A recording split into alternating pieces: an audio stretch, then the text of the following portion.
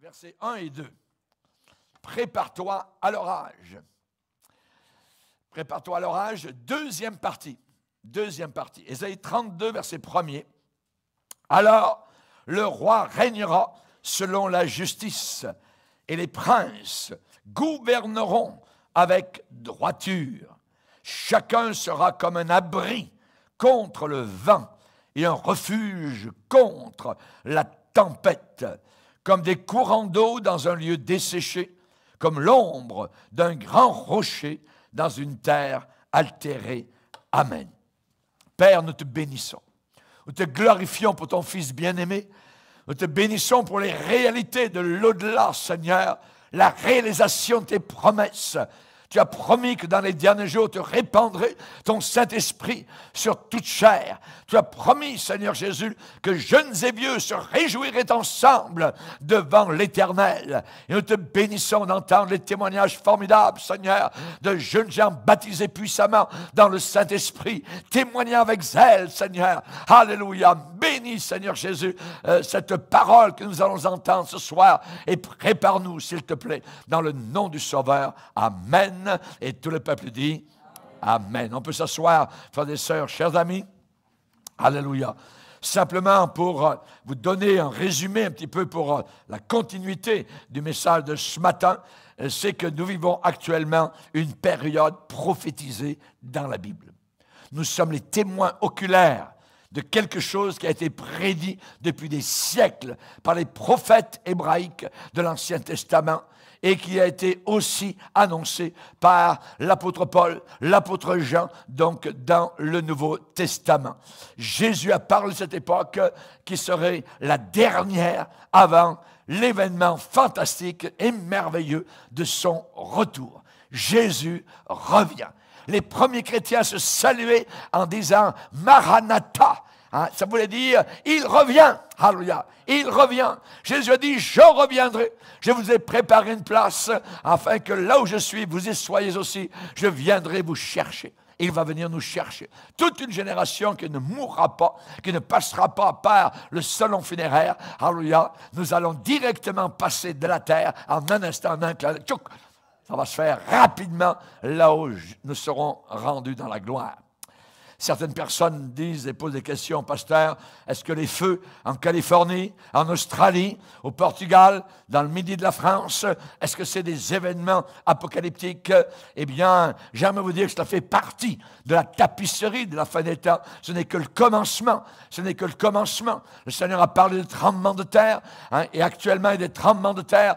Chaque jour, la terre tremble quelque part. Donc, des ouragans qui font disparaître des centaines de maisons, des tornades à 200 km à l'heure et plus. Voilà les nouvelles du soir, ce que nous entendons. Et si vous êtes uniquement accroché à votre télévision, vous allez faire une dépression. Pourquoi? Parce que la Bible a un verset où il est dit l'inquiétude, l'anxiété, l'angoisse dans le cœur de l'homme, là-bas, ça veut dire la mène vers la dépression, l'anxiété, l'inquiétude, voyez, mais une bonne parole le réjouit. Alléluia. Et vous êtes au bon endroit, amen, pour entendre la bonne parole du Seigneur. Et vous qui nous écoutez par la télévision et les satellites, eh bien, vous êtes aussi au bon poste. Vous allez entendre une bonne parole pour vous préparer à l'orage. Un orage terrible s'en vient sur toute la planète Terre. Nous avons besoin de nous préparer. Je vous redirai ce que j'ai dit dans la première partie. La méditation de la parole de Dieu vaut bien mieux que la médication. Amen. Alléluia. Je vais le répéter. Alléluia. La méditation de la parole de Dieu, méditer les Saintes Écritures est bien meilleure que la médication. Parfois on a besoin, c'est vrai, de médication, mais la méditation de la parole de Dieu, c'est le top niveau. Alléluia. C'est un élément de guérison. Il y a un verset dans la Bible qui dit Dieu a envoyé sa parole et il les a guéris. La parole de Dieu a une puissance de guérison dans un cœur, dans une situation, dans un mariage, dans n'importe quel domaine. La parole de Dieu a la puissance et l'autorité. Prépare-toi. Prépare-toi. Toi, pas le voisin. C'est personnel. Prépare-toi à l'orage.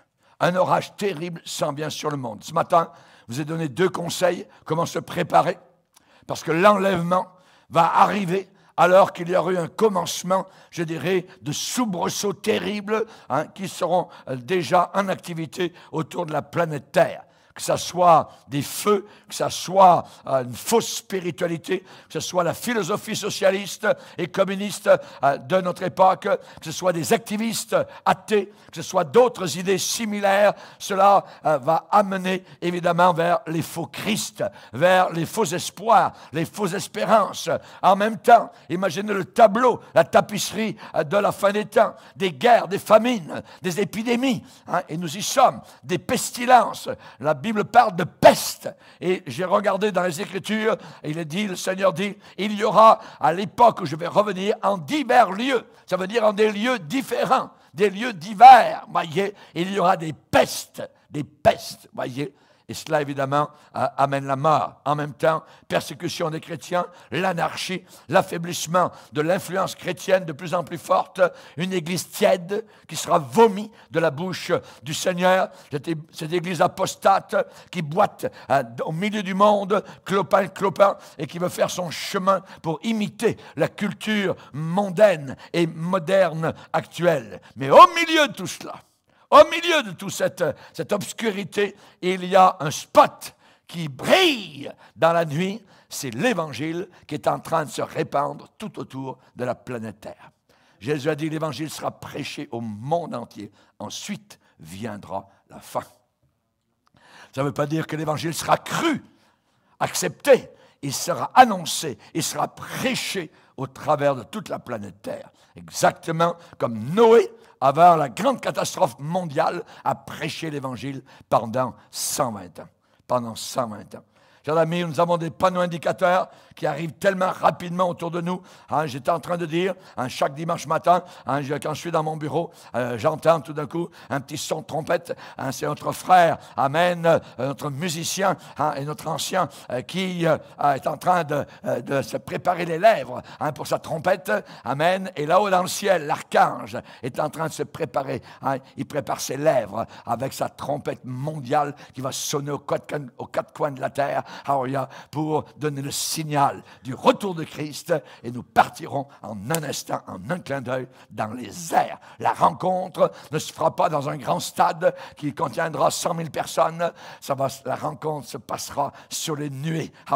Et ça prend beaucoup de place parce qu'il y a pas mal de chrétiens, des millions de chrétiens qui souvent vont disparaître de la planète Terre à la rencontre du Seigneur. Et la Bible dit « dans les airs ». Dans les airs. Alléluia! Gloire au Seigneur. Pasteur, je ne peux pas aller dans les airs, je vais avoir le vertige. Non. Tu auras un nouveau corps. Amen.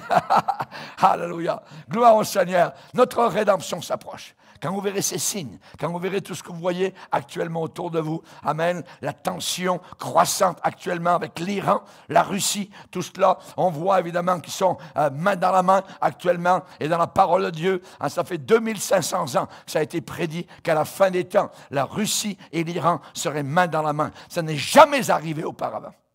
Jamais. C'est la seule génération actuelle où nous voyons cela. C'est un signal que la fin est proche. Les menaces de la Russie autour de la terre, il y a toutes sortes de choses, la puissance militaire, la Corée du Nord, la Chine, et ainsi de suite. Eh bien, tout cela, évidemment, nous dit que tout est en train de converger vers quelque chose de terrible. Un orage s'en vient. Et là, je vous ai donné ce matin 2 conseils. Les premiers, gardez-vous aussi proche que possible du Seigneur Jésus-Christ. Gardez-vous aussi proche que possible de votre première consécration. Pourquoi? Parce qu'on risque de devenir tiède. Et devenir tiède est très dangereux. Le risque est terrible d'être vomi de la bouche de Dieu. Après avoir connu le Seigneur, être vomi jusqu'au fond de l'enfer et pour l'éternité. Dieu est la tiédeur. Il préfère qu'on soit froid, gelé, congelé, surgelé, que d'être tiède.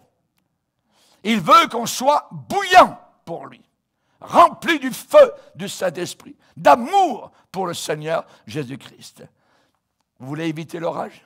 Gardez-vous très proche de votre première consécration. Deuxièmement, attention surtout au piège de Satan. il est plus rusé que n'importe qui de nous. Vous ne pourrez jamais, jamais avoir le dessus sur lui sans Jésus. C'est impossible, c'est impossible. Et il a des siècles d'expérience. Et il place des mines sur votre sentier pour que vous vous détourniez du Seigneur. Et évidemment, la Bible dit que nous ne devons pas laisser à Satan l'avantage sur nous. Parce que nous savons, nous n'ignorons pas ses desseins. Les desseins du diable, c'est de nous détruire. L'avertissement pour le chrétien, c'est 1 Corinthiens 10, 12, que celui qui croit être debout prenne garde de tomber. De tomber. Ne devez jamais présumer de vos forces spirituelles. Nos forces spirituelles, elles nous viennent au fur et à mesure de la marche chrétienne. Et je prends mes forces spirituelles, cette communion avec Jésus, dans ce temps de prière avec Jésus-Christ. Ésaü, rappelons-nous, a perdu son droit d'aînesse. Il est dit qu'il a pris un air d'indifférence par rapport aux choses de Dieu. Et cet esprit frivole, désinvolte, d'indifférence est dans l'atmosphère actuellement de la fin des temps tout autour de nous. Soyons, je dirais, comme Moïse l'a voulu pour la tribu d'Azer, que tes verrous soient de fer. Que tes verrous soient de fer. On doit verrouiller nos portes à Satan. Notre frère tout à l'heure nous parlait de l'orgueil. Le Seigneur l'a montré que l'orgueil est quelque chose de terrible. Dieu est l'orgueil. Pourquoi? Eh bien, parce que c'est un des défauts qui a emmené Satan jusqu'en enfer. L'orgueil. Le chrétien doit marcher comme Jésus a marché, humblement. Parce que Jésus est doux et humble de cœur. Et si nous devons l'imiter, eh bien, nous voulons être humbles. Seigneur, je suis un pécheur, sauvé par ta grâce uniquement. Par ta grâce. De temps en temps, je fais un petit pèlerinage vers la fosse d'où j'ai été tiré. Ça me garde petit dans mes souliers. On a vu les 2 fils d'Aaron qui sont morts devant le Seigneur ce matin. Je n'y reviendrai pas. Je vais vous donner un 3e conseil pour vous préparer à l'orage mondial qui s'en vient. Souvenez-vous de vos propres ressources. Nous avons des ressources. Nous ne sommes pas abandonnés ni délaissés. Nous sommes conscients de la force de notre ennemi, c'est vrai. Mais nous devons nous rappeler la puissance qui est en nous. La Bible dit, comme sa divine puissance nous a donné tout ce qui contribue à la vie et à la piété. Sa divine puissance nous a tout donné, tout ce dont nous avons besoin, pour la piété et pour la vie en Jésus-Christ. Corinthiens nous dit, pour ce qui concerne toutes les promesses de Dieu, c'est en Jésus qu'est le oui. Les promesses de Dieu sont oui. En Jésus, avec Jésus. Ésaïe 43 nous dit, si tu traverses les eaux tumultueuses, je serai avec toi. Les fleuves ne te submergeront pas. Si tu marches dans le feu de l'épreuve, tu ne te brûleras pas. Promesse merveilleuse. Ésaïe 43. Ne pas reculer en défaite devant l'ennemi. Nous devons nous réclamer de la force du Seigneur. Nous devons proclamer la victoire, savoir qui nous sommes en Jésus-Christ. Nous avons vaincu le diable par la parole de notre témoignage. J'ai un témoignage. Satan, écoute bien mon témoignage. J'étais à toi auparavant, maintenant je suis à Jésus-Christ. Tu as essayé de me ravoir, mais tu ne m'auras pas. Parce que je me confie en Jésus. Je viens à l'ombre du calvaire. C'est là que Satan a été vaincu, que sa tête a été écrasée. Merci Seigneur. Vous recevrez de la puissance. Promesse de Jésus. Quand le Saint-Esprit viendra sur vous. Et vous serez mes témoins. Alléluia. Gloire au Seigneur. Vous recevrez de la puissance. Nous sommes plus que vainqueurs. Vainqueurs, c'est merveilleux. Plus! Ah ouais. Plus que vainqueur. Alléluia. Triomphateur. Que le Seigneur soit béni. On a le pouvoir. Amen. On a des pouvoirs merveilleux. Premièrement, le pouvoir, nous avons eu le pouvoir de devenir enfants de Dieu. Et maintenant que nous sommes enfants de Dieu, sommes passés d'enfants du diable à enfants de Dieu, eh bien maintenant nous avons le pouvoir de marcher sur les serpents, les scorpions et toute la puissance du diable. Et rien ne pourra nous nuire. R-I-E-N. Rien. Merci Seigneur. Rien. Rien ne pourra nous nuire. Nous ne sommes pas de ceux qui se retirent pour se perdre. Mais nous sommes de ceux qui ont la foi pour sauver leur âme. Moi, je veux me sauver du brasier qui s'en vient. La tempête qui s'en vient sera terrible. Jésus a dit qu'il n'y a aucune génération qui a vécu ce qui s'en vient. C'est inimaginable. Le monde est tellement rebelle, ça va être la fessée. Fessée mondiale. Ah oui, mais c'est interdit. Non, non. Dieu va te la donner. Résistez au diable et il fuira loin de vous. Nous chantons, je n'abandonnerai pas, je ne me rendrai pas, parce que tu es mon Dieu. Alléluia. J'ai le pouvoir de marcher sur les serpents, les scorpions et toute la puissance du diable. Alléluia. Quand Moïse est retourné en Égypte pour accomplir l'œuvre de Dieu, après 40 ans dans le désert, cet homme qui était orgueilleux, qui était instruit dans toute la sagesse des Égyptiens, ne pouvait pas être utilisé par Dieu. Trop orgueilleux. Il avait tué, zigouillé, serré le cou à un Égyptien qui ne faisait pas de son affaire. Et ensuite, il l'avait mis dans le sable. Mais des gens ont vu la chose. Et là, poursuivi par la police égyptienne, Moïse a fui. Et il est devenu un petit paysan, un petit fermier. Il gardait les brebis, il gardait les vaches chez son beau-père.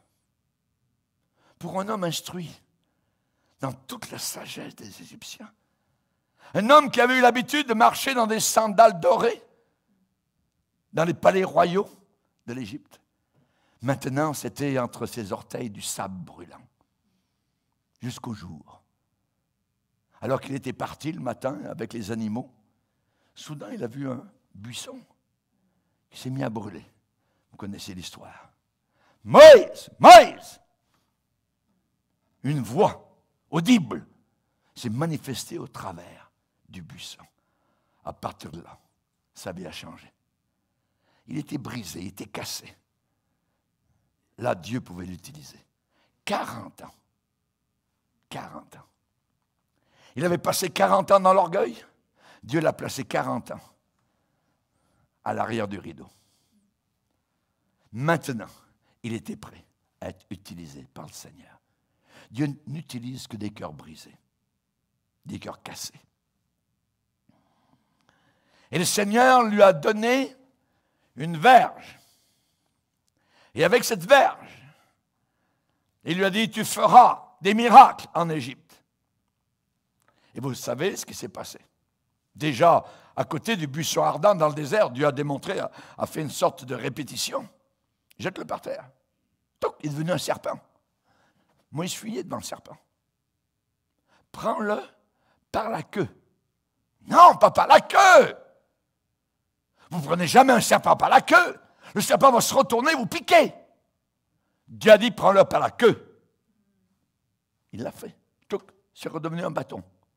My. Moi, je veux servir ce Dieu. Il est tout puissant.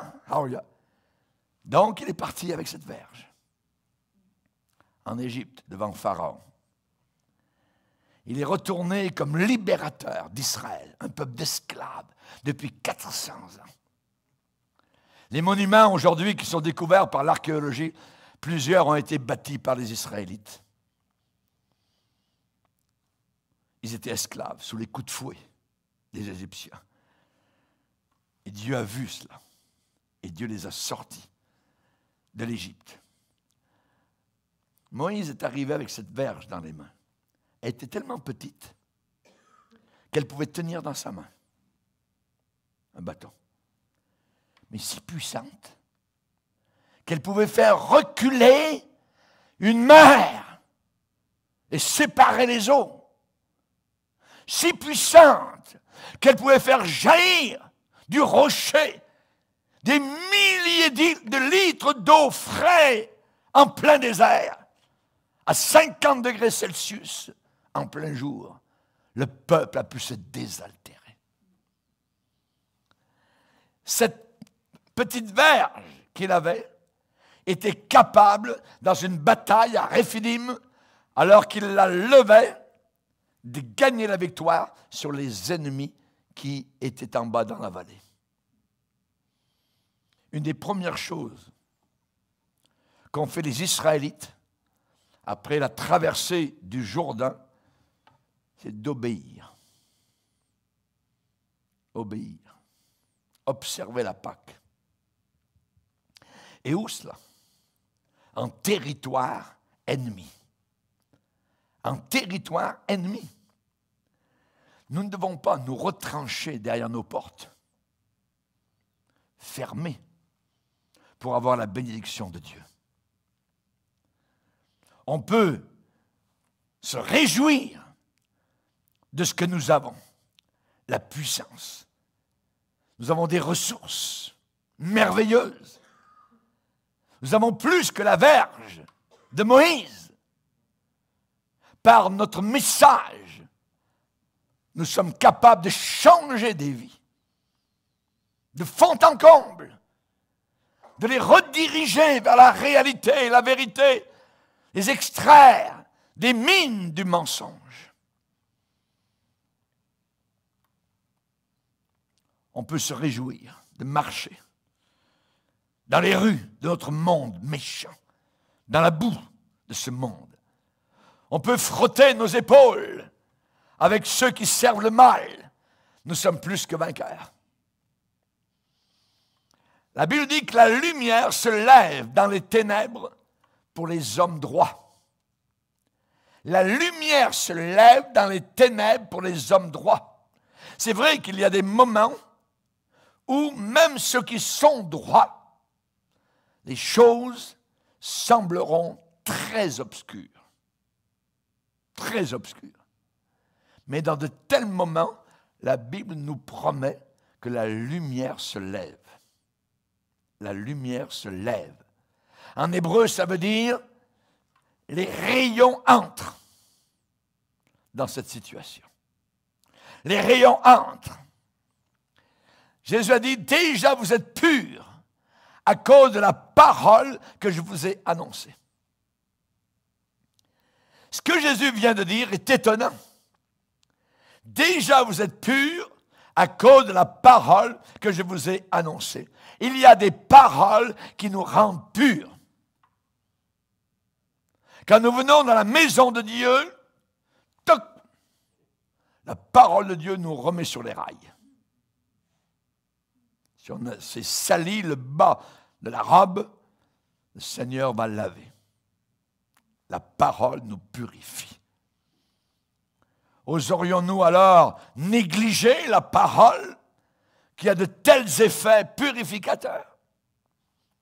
Ne négligez jamais ce livre si vous voulez vous préparer à l'orage qui s'en vient. Tout est là. Hey, Josué, que ce livre ne s'éloigne pas de toi. Emmène-le avec toi dans le voyage. Garde-le dans ta chambre. Et une Bible dans le salon. Déjà, vous êtes purs à cause de la parole que je vous ai annoncée.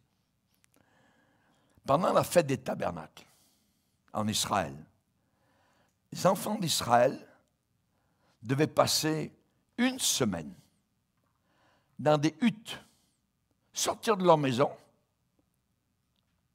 et dans la cour de la maison, vivre dans des huttes, des cabanes, avec des branches, des branchages. Ne plus vivre dans la maison pendant une semaine. Une sorte de camp meeting. Pendant une semaine, la fête des tabernacles, les enfants d'Israël, pendant une semaine, devaient vivre dans des cabanes de branchage Pourquoi? C'est Dieu qui demandait ça dans l'Ancien Testament. Pour leur rappeler, leur faire souvenir qu'ils étaient étrangers et voyageurs sur la terre, comme leurs pères, leurs grands-pères, leurs arrière-grands-parents qui avaient voyagé pendant 40 ans dans le désert. La fête des tabernacles, la fête des huttes, la fête des cabanes. Voyez. Être un pèlerin, être voyageur sur la terre. L'apôtre Pierre dit, « Considérez-vous comme étrangers et voyageurs sur la terre. Alors, abstenez-vous des convoitises charnelles qui font la guerre à votre âme. » La convoitise charnelle fait la guerre à nos âmes. Alors considérons-nous comme des étrangers sur cette terre et des voyageurs. Et le Seigneur voulait imprimer cette pensée dans le cœur des enfants d'Israël, raison pour laquelle pendant une semaine, vous allez sortir de votre maison, vous allez aller dans votre arrière-cour, vous allez faire des cabanes de branchage et vous allez vivre dans cette cabane pendant une semaine. Oh! On va sortir du confort, voyez. Ça va être terrible s'il pleut, tout ça. Et s'il fait froid, et ainsi de suite, voyez. Ça ne devait pas être une semaine de tristesse. Mais la Bible dit que ça devait être une semaine de joie. Leurs instructions étaient celles-là. Lévitique 23, 40, « Vous vous réjouirez devant l'Éternel votre Dieu pendant 7 jours. Vous célébrerez chaque année cette fête. » Vous allez vous en rappeler. Vous êtes des étrangers. Vous êtes des voyageurs. Ne l'oubliez jamais. Ne vous installez pas sur cette terre. Oui, on habite des maisons, voyez, mais nous devons avoir la mentalité de voyageur. Un voyageur, il ne s'arrête pas. Il attend son train, il attend son avion. Tout ce qu'il veut, c'est arriver, évidemment, à son arrivée. Et c'est la même chose pour chacun d'entre nous. La Bible déclare dans Hébreux chapitre 11, vis-à-vis des héros de la foi, c'est dans la foi qu'ils sont tous morts, sans avoir obtenu les choses promises sur la terre. Ils n'ont pas eu sur la terre. Mais ils les ont vus et salués de loin, reconnaissant qu'ils étaient étrangers et voyageurs sur la terre. Ceux qui parlent de cette manière-là montrent qu'ils cherchent une patrie. S'ils avaient eu en vue la patrie d'où ils étaient sortis, ils auraient eu le temps d'y retourner. Mais maintenant, ils en désirent une meilleure patrie. Notre véritable chez nous n'est pas ici-bas, c'est là-haut, dans le ciel. Vous vous réjouirez devant l'Éternel. Vous vous réjouirez. Et leur chant, c'était quoi durant cette semaine, pendant 7 jours? Leur chant, c'était « Nous sommes des pèlerins, nous sommes des voyageurs de Dieu, alléluia, gloire à Dieu ». C'est ça. Et alors que nous nous tenons en alerte, nous qui sommes arrivés à la fin des temps, face à notre adversaire, nous ne devons pas être dépressifs, pessimistes, morbides. La volonté de Dieu, c'est d'avoir un peuple joyeux. Joyeux. La joie attire. La dépression repousse. Vous ne voulez pas être autour de gens qui... Vous voulez être autour de gens joyeux. Alléluia. Joyeux. Celui qui est en nous est plus grand que celui qui est dans le monde. Ceux qui sont avec nous sont plus nombreux que ceux qui sont contre nous. La joie du Seigneur sera ta force. Réjouissez-vous toujours dans le Seigneur. Je le répète, réjouissez-vous, a dit l'apôtre Paul. Alléluia. C'est vrai qu'on aura des combats, c'est vrai qu'on aura des luttes. Nous ne gagnerons pas sans combat, mais nous allons gagner. Si vous pensez que vous allez perdre, ça ne sert à rien. Ça ne sert à rien. Nous ne sommes pas de ceux qui se retirent pour se perdre. Nous sommes de ceux qui ont la foi pour sauver leur âme. Nous sommes des étrangers, des voyageurs. Nous vivons dans des valises. Que vous habitiez une cabane ou une maison à 3 millions de dollars, ça n'a aucune importance, la vie de Dieu. Que vous ayez une Cadillac ou une bicyclette, ça n'impressionne pas le Seigneur. Du tout. Nous sommes des voyageurs. Le plus grand livre autour de la terre après la Bible, c'est Le Voyage du pèlerin. John Bunyan l'a écrit en prison. Un homme de Dieu, en Angleterre, à Bedford. Le Voyage du pèlerin. J'ai regardé dans Larousse cet après-midi, en préparant la réunion de ce soir. Pèlerin, pèlerinage, voyage vers un lieu de dévotion dans un esprit de piété. Tiens, ça correspond. C'est pas mal ça. Un voyage vers un lieu de dévotion, oui, nous voulons notre lieu, le ciel, c'est le but. Dans un esprit de piété. Fini Compostelle. Fini Lourdes. Fini la Mecque. Maintenant, nous marchons vers la nouvelle Jérusalem. C'est là le but. Vous voulez vous préparer à l'orage? Je vous donnerai encore un autre conseil. Gardez et chérissez la communion chrétienne. Très important. La communion chrétienne. Il est dit, ceux qui craignaient l'Éternel se parlèrent l'un à l'autre. Et l'Éternel fut attentif. Et un livre de souvenirs fut écrit. N'abandonnez pas votre assemblée, comme c'est la coutume de quelques-uns. Certains abandonnent dès que ça ne fait pas leur affaire. Bye bye. Nous sommes là pour être repris aussi. Nous sommes là pour apprendre. Nous sommes là pour croître, pour grandir. Pas pour se faire caresser, je dirais dans le sens du poil. Parfois, voyez, quelqu'un avait un chat. Puis il le caressait. Il le caressait, mais pas dans le sens du poil. En rebousse-poil. Et le chat,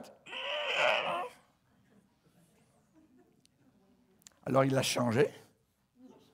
Et il a continué dans le même sens à caresser. Et là, le chat s'est endormi. Je ne veux pas être quelqu'un qui vous endort. Parfois, c'est dans le sens du poil, parfois, c'est à contresens, mais toujours dans le sens de Dieu. N'abandonnez pas votre assemblée.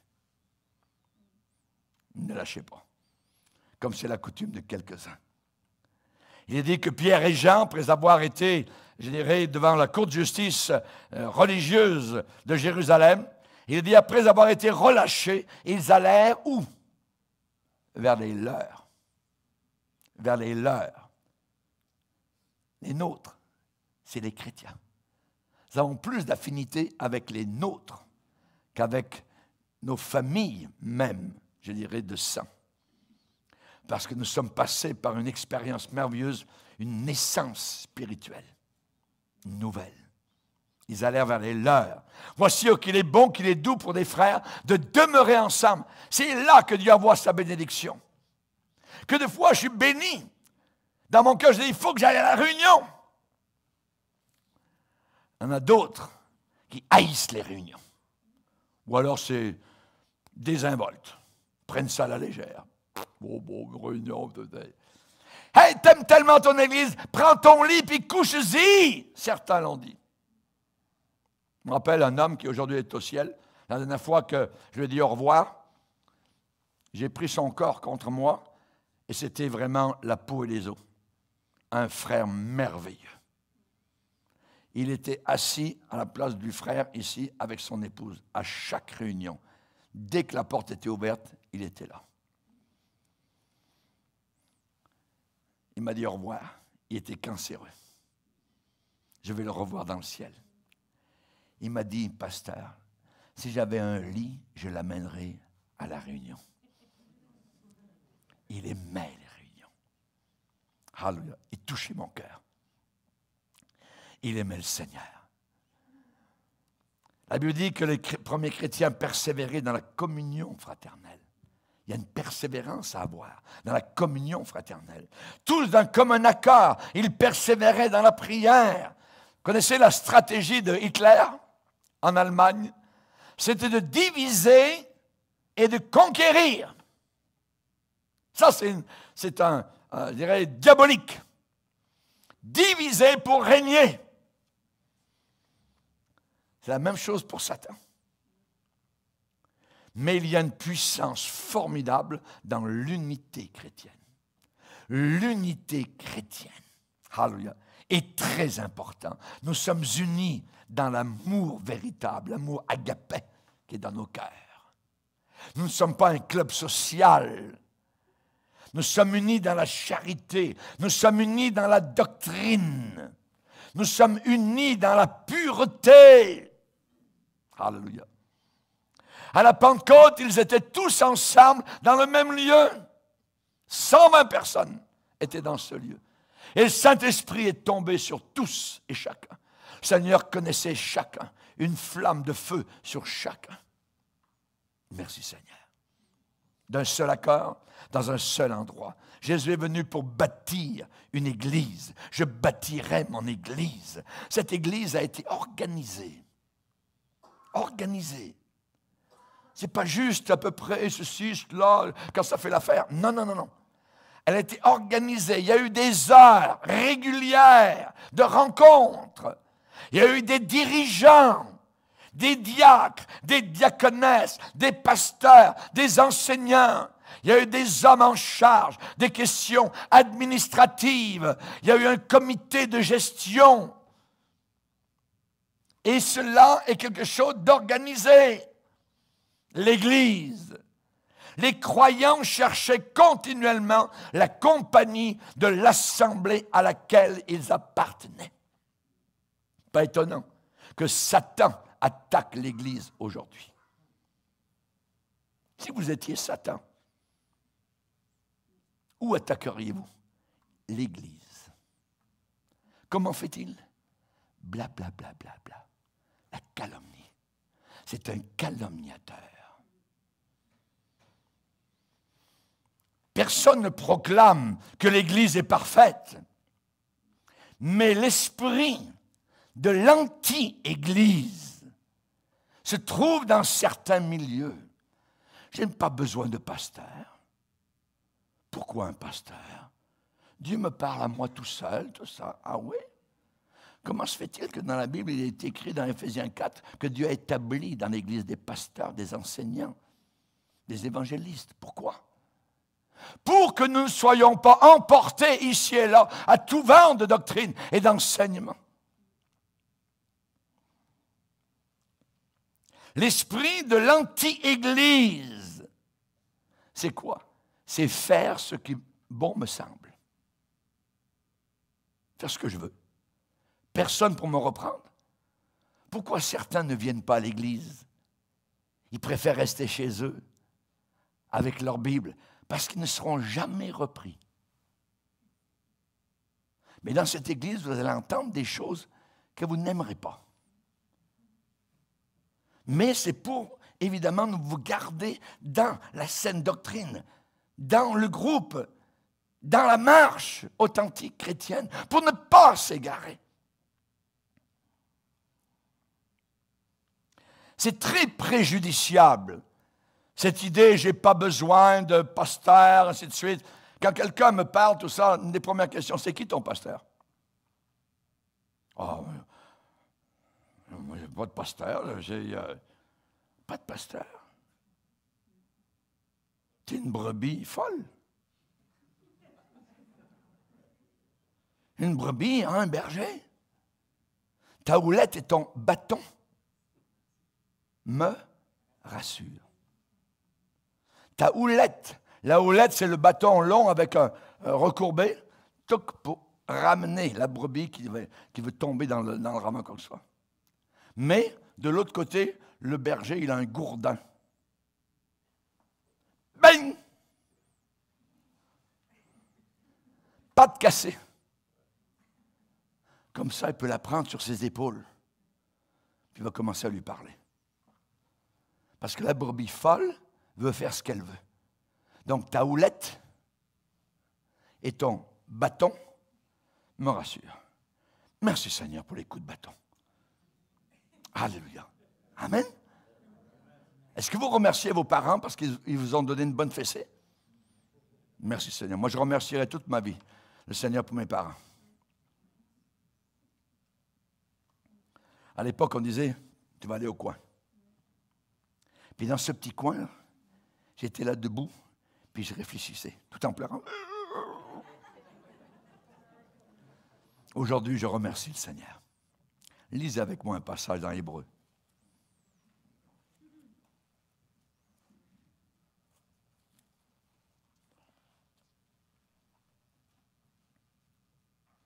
Hébreux chapitre 12.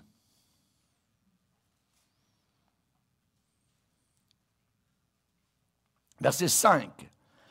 Vous avez oublié l'exhortation qui vous est adressée comme à des fils. Mon fils, ne méprise pas le châtiment du Seigneur. Ne perds pas courage lorsqu'il te reprend. Car le Seigneur châtie celui qu'il aime. Et il frappe de la verge tous ceux qu'il reconnaît pour ses fils. Supportez le châtiment. C'est comme des fils que Dieu vous traite. Car quel est le fils qu'un père ne châtie pas? Mais si vous êtes exempt du châtiment auquel tous ont part, vous êtes donc des enfants illégitimes. Vous n'avez pas de père. Vous êtes donc des enfants illégitimes et non des fils. D'ailleurs, puisque nos pères, selon la chair, nous ont châtiés et que nous les avons respectés, ne devons-nous pas, à bien plus forte raison, nous soumettre au Père des esprits pour avoir la vie? Nos pères nous châtiaient pour un peu de jours, comme ils le trouvaient bon, mais Dieu nous châtie pour notre bien, afin que nous participions à sa sainteté. C'est vrai, tout châtiment semble d'abord un sujet de tristesse et non de joie, mais il produit plus tard, pour ceux qui ont été ainsi exercés, un fruit paisible de justice. Amen. Alléluia. Merci Seigneur pour toutes les fois où tu as pris le bâton. J'aimerais vous dire, en terminant, que nous devons développer, cultiver cette communion, cette fraternité avec ceux qui sont de la même foi que nous.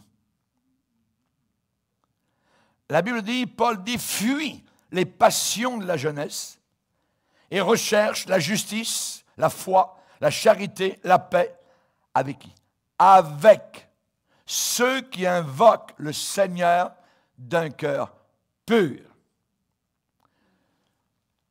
Nous ne pouvons pas nous tenir avec ceux qui ont un cœur double, ou un cœur hypocrite, ou qui jouent un jeu de comédien. C'est impossible. Fuis les passions, recherche la charité, la paix, la foi, avec ceux qui invoquent le Seigneur d'un cœur pur. Avec ceux qui invoquent le Seigneur d'un cœur pur. Nous devons être prêts à assumer la responsabilité. Nous devons porter notre part du fardeau dans l'assemblée. Avec les dîmes, les offrandes. Imaginez ceux qui ont des révélations. Donc, moi, j'étudie la Bible, puis non, je ne crois pas aux dîmes et offrandes. Comment cette Église tiendrait? Comment payer les factures? Comment? On n'y arriverait jamais. Dieu a prévu que chaque membre puisse assumer sa responsabilité dans les dîmes et offrandes pour que l'Église aille de l'avant, qu'on puisse prêcher l'Évangile aux quatre coins de la planète, qu'il y ait des voyages missionnaires, qu'il y ait des évangélisations, qu'il y ait des prospectus, qu'il y ait de la radio, qu'il y ait de toutes sortes de choses que nous pouvons faire. Nous ne devons pas dépenser notre énergie pour essayer de trouver de nouvelles choses, tout ça, de nouvelles manières. Non, non, non. Nous prêchons l'Évangile. L'apôtre Paul n'est pas arrivé un jour à Thessalonique en disant « Hey les gars, qu'est-ce qu'on pourrait faire, tout ça?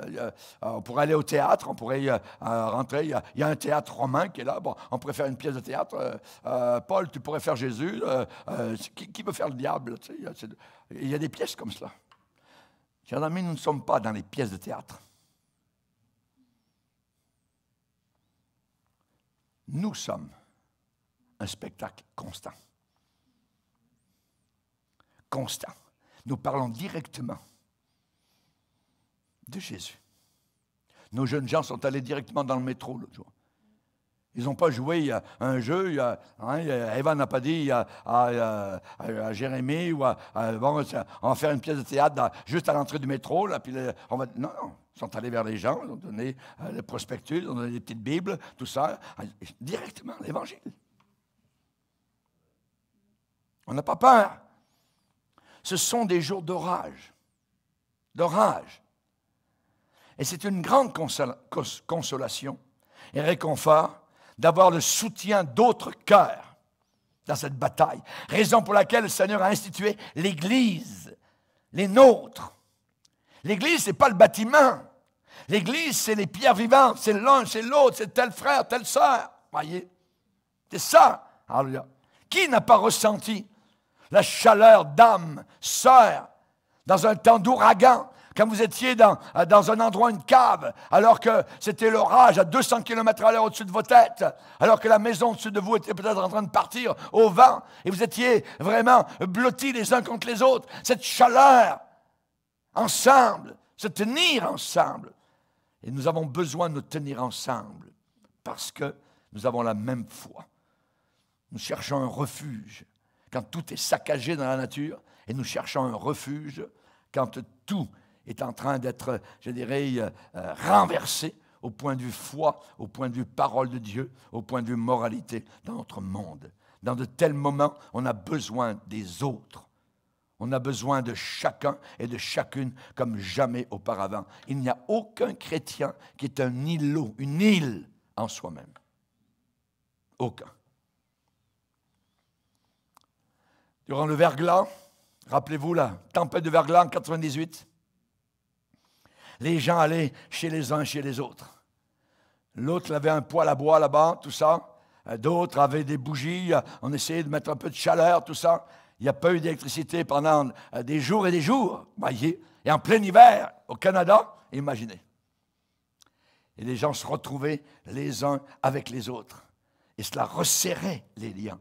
Et l'Église, c'est ça. L'orage va devenir de pire en pire dans le monde autour de nous. Et c'est dans l'Église de Dieu que nous trouverons toujours notre consolation, notre courage et la compréhension. Souvent, on a amplement le temps. Quand nous recevons des avertissements de cyclones, de tempêtes qui sont en train d'approcher. Et vous et moi, nous avons tous les avertissements. La sirène a sonné, les alarmes sont en train de sonner constamment tout autour de nous sur la tempête qui va balayer le monde entier à la fin de cet âge. Jésus a dit, il a déclaré, je vous ai tout dit d'avance. Je vous ai tout dit d'avance. Ce qu'il a dit, nous le voyons. Nous le voyons actuellement autour de nous. Comment est décrit cette période? Dans l'Apocalypse, elle est décrite comme l'heure de l'épreuve qui va venir sur le monde entier pour éprouver les habitants de la terre, les rebelles à Dieu. Des gens religieux aussi, mais qui sont perdus, qui vont en enfer. Il y a beaucoup, des millions de personnes qui étaient religieuses sur la terre et qui sont en enfer aujourd'hui. Pas besoin d'autres paroles que le simple commandement de Jésus, veillez et priez. Veillez et priez. Watch and pray. Et nous allons passer au travers, en toute sécurité, au travers de ce bouleversement qui s'en vient, qui est juste en face de nous, si, à condition que nous placions notre confiance là où elle doit être placée. Confie-toi en l'Éternel et ne t'appuie pas sur ta sagesse. et ne t'appuie pas sur ta sagesse. Ce qui s'en vient est si gigantesque, si terrible, que votre petite sagesse ne fera pas le poids. Mais pour nos chrétiens, nous mettons totalement, complètement notre confiance dans le Seigneur Jésus-Christ. Si nous vivons selon sa parole, si nous ne cherchons pas notre propre volonté, nous nous tiendrons un jour sur l'autre côté, sur l'autre rivage, avec des branches de palmiers de victoire dans les mains. Passons, a dit Jésus, de l'autre côté du lac. Nous allons passer de l'autre côté. Et ce lac était tempétueux, rappelons-nous, mais Jésus était là.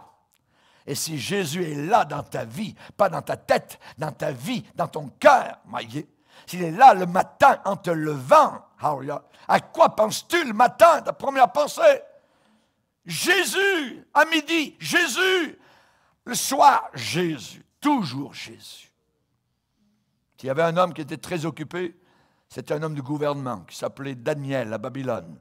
Et il trouvait le temps 3 fois par jour de plier le genou et de placer sa vie devant le Seigneur. Alléluia. Que le Seigneur puisse nous aider. Je vous ai donné ces avertissements, ces conseils. Préparez-vous à l'orage. Première chose, gardez-vous aussi proche que possible de votre première consécration. Attention au piège du diable, c'est le deuxième conseil. Mais souvenez-vous des ressources que vous avez en vous, la puissance du Saint-Esprit, et gardez et chérissez la communion fraternelle. Voulez-vous avoir une image de la communion fraternelle? C'est la dernière chose que je vais vous donner. Allez dans Job, chapitre 39. C'est une image merveilleuse. Job 41. Job 41. C'est la description du crocodile. L'église crocodile. Alléluia. Verset 6. Ces magnifiques et puissants boucliers, on parle ici des écailles du crocodile, sont unis ensemble comme par un sceau. Ils se serrent l'un contre l'autre et l'air ne passerait pas entre eux. Ce sont des frères qui s'embrassent, se saisissent, demeurent inséparables. Amen. Nous sommes inséparables et pour l'éternité. Alléluia. L'église crocodile, alléluia, avec ses boucliers, amen, qui passent l'un sur l'autre et l'air ne passerait pas entre. Amen. Quand le diable vient, quand le diable susurre de la calomnie, ceci ou cela, c'est l'air du diable qui vient, mais ça ne passe pas. Alléluia. Parce que nous sommes à Dieu et pour l'éternité. Nous sommes inséparables. Baissons nos têtes et prions. Père, nous voulons te bénir. Père, nous désirons te servir. Nous voulons adorer. Nous voulons te parler. Tu es si bon, si réel. Il faut que celui qui s'approche de toi croit que tu existes. Nous te bénissons pour cette existence éternelle. Nous avons eu un commencement, tu n'en as eu aucun. Nous aurons une fin sur la terre. Toi, tu n'as aucune fin. Merci Seigneur. Nous voulons t'aimer, nous voulons te servir. Nous savons qu'une tempête, qu'un cyclone inimaginable s'en vient sur le monde entier, le temps de l'épreuve. Nous voulons, Seigneur Jésus, nous préparer à quitter le bateau. Nous voulons, Seigneur Jésus, saisir la bouée de sauvetage. Nous te remercions, Seigneur. Le monde est en train de couler comme le Titanic. Mais nous, Seigneur, nous allons monter, comme l'aigle sur les sommets des nuées, jusque dans la gloire éternelle. Nous passerons par le premier ciel et le deuxième ciel, et nous entrerons dans le troisième ciel, dans la présence même du Père, où là-haut, il y a 10 millions de personnes qui t'adorent, qui te bénissent et qui te glorifient. Alléluia. Et nous voulons être une voix parmi cette foule immense qui t'adore pour l'éternité. Merci Seigneur, dans le nom de Jésus. Amen. Et tout le peuple dit Amen. Gloire à Dieu. On va se lever, si vous voulez bien, frères et sœurs.